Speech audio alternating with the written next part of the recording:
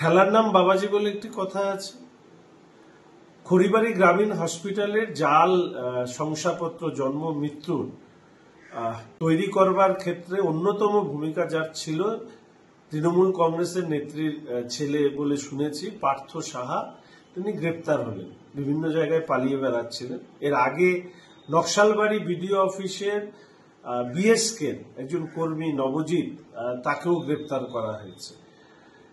এই দুটো গ্রেপ্তার আসলে মূল যে যারা অপরাধী তাদেরকে আড়াল করবার জন্য, এবং এই দীর্ঘদিন ধরে যে কথা আমরা বলে এসেছি যে রাজ্যের স্বাস্থ্য দপ্তর যদি সঠিক ব্যবস্থা না নেয় তাহলে জনস্বার্থ মামলা দায়ের করা হবে সিবিআই কে যাতে তদন্ত করে দেখবার জন্য। তার ফলশ্রুতিতে পুলিশ নড়ে চড়ে বসেছে।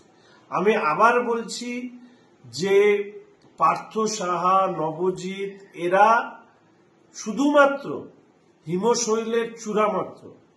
খড়িবাড়ি গ্রামীণ হাসপাতাল বা নকশালবাড়ির বিএসকে কেন্দ্র নয়, সারা রাজ্যের গ্রামীণ হাসপাতাল, স্বাস্থ্যকেন্দ্র, বিএসকে গুলো এই জাল সার্টিফিকেট তৈরি করবার ক্ষেত্রে উৎসমুখ তৈরি হচ্ছে কিনা তা খতিয়ে দেখার প্রয়োজন রয়েছে।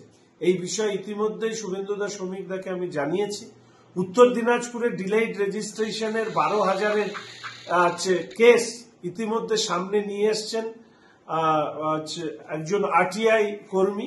আমরা আশা রাখি যে পশ্চিমবঙ্গ যেভাবে জাল ভারতীয় শংসাপত্রের কারখানা হিসাবে তৈরি হয়েছে, এটা সমূলে উৎপাটিত করবার জন্য প্রয়োজন হচ্ছে সিবিআই তদন্তের।